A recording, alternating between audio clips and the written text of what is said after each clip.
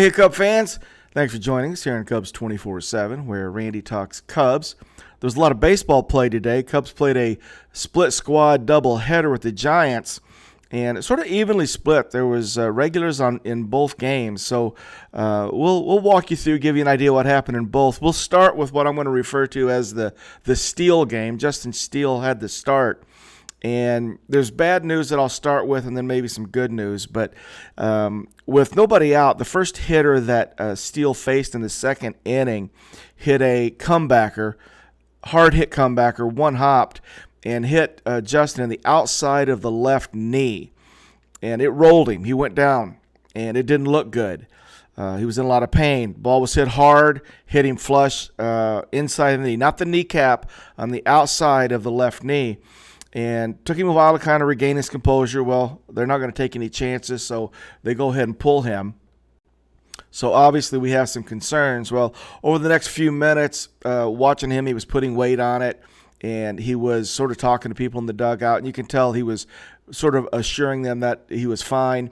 And as he headed down, he was walking under his own power.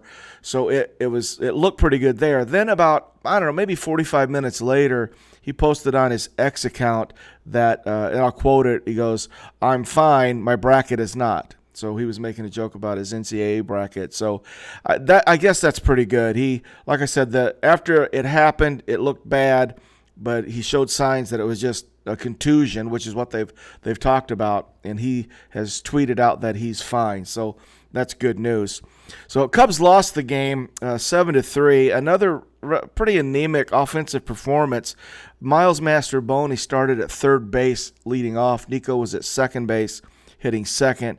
Belly at first base today hitting third. Yan Gomes catching, hitting cleanup. Michael Bush got a start at DH in the 5-hole. Canario played center field hitting sixth. Alcantara was in left field hitting seventh. Luis Vasquez played shortstop hitting eighth. And yesterday's hero, Cole Roederer, got a start in right field hitting ninth. 7 hits total, 2 walks, 9 strikeouts. We scored a run in the 4th, the 6th, and the 7th for the 3 totals. Run in the 4th came, Bellinger walked. Yan Gomes hit a flare single to left center. And then Bush had a flare single to right to score Belly. That's the first run. The run we got in the 6th inning, Miles Masterboni walked. Jake Slaughter pinch ran for Miles. Belly had a broken bat single, sawed him off. Bat just exploded into 2 pieces, flared just over the first baseman's head. And Slaughter ends up scoring on a pass ball in the 6th. Got a final run in the 7th when Canario doubled to left. It was a top spin liner hit really hard that one hopped the wall. And Canario with an easy stand-up double. Rafael Morel, Christopher Morel's brother, Rafael, pinch ran for Canario. And I'll talk about Rafael because he did get an at-bat. And then Cole Roederer, yesterday's hero, got another RBI today. He singled to score Rafael Morel. So that was the only other run in the 7th inning. So Miles went 0 for 2. With a walk. Nico Horner had another rough day, went 0 for 3. And I know we've been talking about it, but it's another 0 for 3. Pop out to the in short right field, ground out to second base, and a pop out to second base. He just didn't really. I'll tell you what he did do. He hit a hard foul ball to left field. That's like, okay, he turned on one, hit it hard, and it was he hooked it, but it was foul. But that's the first time I'd seen him hit a ball flush and hard for a long time. So I felt positive about that. I guess that's where I'm at now. I'm telling you about a foul ball that Nico hit today. Bellinger went 1 for 2 with a walk. Yan Gomes went 1 for 2. Michael Bush went 1 for 3, 1 base hit with a strikeout. Canario went 1 for 3 with his double. Kevin Alcantara went 1 for 4. Kevin doubled, had a nice ringing double down the left field line. Vasquez went 0 for 4 with 3 strikeouts, and Cole Roederer went 1 for 3 with that 1 RBI single. So that's sort of what the starters did. Let's go with some of the backups or the minor leaguers that came in. Jake Slaughter got in at bat. He struck out swinging. First round draft choice, Ed Howard. Got to look at him today, and he struck out swinging. And I know a lot of people have been asking me about Ed Howard, and he got to look at him today. He looks pretty good. Jonathan Long got in at bat. He struck out swinging. Alfaro came in and got 2 at bats. He went 1 for 2. Alfaro doubled, hit a nice hard line drive down the left field line.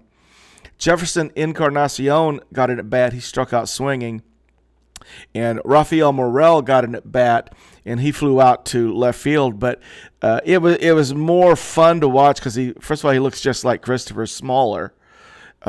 But his stance is very similar. Even when he stood at third base, you could just see his silhouette look just like Christopher's, just a little bit smaller. Does the same deep breath as he's getting ready to get back in the box. Just looks just like him. And even his stroke, you could see it's there. It's obviously it's youthful. He's not as big. He's not as strong. He's not as wiry. But he looks just like him. So I just thought that was a very interesting at-bat, getting a chance to see Rafael Morel because I hadn't done it. The pitchers, Steele pitched that first inning and got out of it and then got hit. So 22-year-old Jose Romero came in and finished the second and did pretty well. Then the third inning, Wesneski came in and ends up giving 4 runs up. He pitched 2/3 of an inning, didn't get out of the third. Cam Sanders had to come in and get him out. And he gave up the 2 hits, 3 walks. That's the concerning part. And struck out 1 and gave up 4 runs total. He did have a couple of plays that caused some issues. There was a pop-up that Yan Gomes should have caught. It was a pop-up halfway between home plate and the backstop. Yan lost it somehow in the sun probably, and it dropped. And then in the same inning, there was a fly ball hit pretty well, but it should have been a warning track fly ball out. It was hit halfway between Canario and Cole Roederer in right center, and there was a communication mixed up, and neither of them went for it. It dropped for a ground rule double. So 2 mishaps that caused Wesneski to not get to 2 outs. And Yan Gomes' missed pop-up happened with 2 outs in that inning. So I knew when it happened. I was like, okay, anything that happens with Hayden now, he just sort of lost his head a little bit. But ends up giving 4 runs in the up in the fourth. Cam Sanders came out, pitched the rest of that third inning and all the fourth, just gave up 2 hits. Looked good. Then Luke Little came in and had a rough inning. He pitched the 5th, gave up 3 hits, walked 2, gave up a home run for the 3 runs. So Luke had a rough outing, and he only got 1 out. So Chris Clark came in, ended up getting the next 2 outs in the 5th, and he pitched the 6th, and he just gave up 1 hit, walked 1, and struck out 1. Riley Martin came in, pitched 2 innings. He pitched the 7th and the 8th, looked really good. 2 strikeouts, Riley Martin. And then Joe Nahas came in, pitched the 9th. He just he gave up 1 hit and a walk, but he had a strikeout. And he got a nasty slider. Joe Nahas, his slider's got some real hard vertical movement on it. So the staff today in the Steele game, we gave up 10 hits and walked 10. 8 strikeouts and gave up a home run. So it was kind of a rough struggle for the staff. So that's the Steele game. Javier Assad pitched the other split squad game. So let's talk about who was playing there. Javier Assad got the start today, and I'll give you the starting lineup for this the second game. Tauchman started in center field leading off. Seiya was in right field hitting second. Christopher Morel, third base, hitting third. Dansby at shortstop, clean up. David Peralta got a start at DH, hitting fifth. Miguel Amaya was catching, hitting sixth. Matt Mervis got a start at first base, hitting seventh. Matt Shaw, second base, hitting eighth. And Owen Casey was back in left field, hitting ninth. And it was a scoring affair. Final score, Giants 13, Cubs 12. And to give you an idea, we got out to a 9. We got 9 in the top of the first. So we got 9 in the top of the first, another one in the second. So going into the bottom of the second inning, we were up 10-0. So we blew a 10-0 lead, end up losing 13-12 with went into the ninth inning, tied at 12, and the Giants got one in the bottom of the ninth. So kind of disappointing, but there's a lot of bright side on it. The scoring, I'm not going to go through all the scoring. There's too much of it. Just give you an overview. We scored 9 runs in the first inning, and everybody sort of contributed in that first inning. But let me give you the overalls. Talkman went 1 for 2 with a walk, and he was hit by pitch. So he reached 3 out of 4 times. Seiya Suzuki hit a grand slam today in the first inning. He had a grand slam and another single, a flyout, and a strikeout. So Seiya went 2 for 4 with a grand slam. Christopher Morel went 0 for 4 with 3 strikeouts and a pop-up to shortstop. Dansby went 2 for 3 with a walk. He had 2 singles and a walk. David Peralta had a big day. David Peralta hit a home run to right center field, 3 singles. David Peralta goes 4 for 4. I'm telling you, David Peralta can play. I think he's 36 years old, but coming back from surgery, had surgery in October, so he's a little late to the game, but I'm not surprised by that. David Peralta is really good. Amaya went 1 for 3. He had a single in that 9-run first inning. Matt Mervis went 1 for 3. Matt singled in the 9-run first. Matt Shaw had a home run today and a single. So Matt Shaw goes 2 for 4 with a strikeout looking. Owen Casey got a hit in that first inning.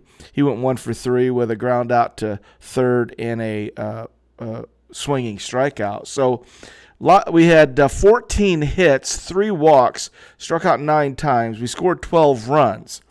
So, you'd think that would be pretty good. Some of the other guys that got in later, Darius Hill, Christian Olivo, Liam Spence got in, Fabian Pertus, Caleb Knight, Brian Calmer, and Jordan Wogu got in. So pitching went like this. Javier Assad goes 3 2/3, gives up 4 hits, 5 runs, 3 earned. He walked 2 and struck out 4. Wayne Eckert pitched a third of an inning, gave up 3 hits, a run, had a strikeout.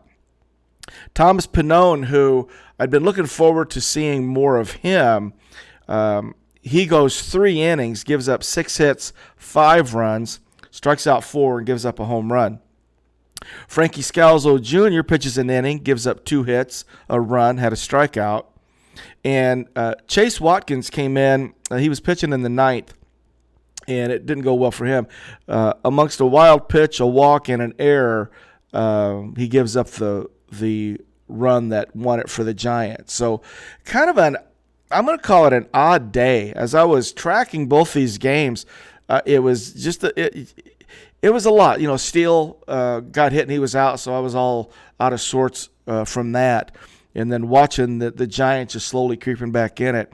So there was a lot of I think some issues today. We didn't play well, so hopefully we got that out of our system. We're down to less than a week between now and time to go. Nico's still going 0 for 3. We still got some questions. Peralta doing that. I think Peralta's day makes us pause. Canarios doubling. So I just feel like we're still in a situation where there's a lot of decisions to be made, and I got to admit I'm getting a little confused by it. There's a lot of moving parts. The pitchers. Just going to be a very interesting next few days to see what happens. So we'll follow up for you. I appreciate you guys checking me out here on Cubs 24/7, where Randy talks Cubs, and we'll see you very soon. Go Cubs, go.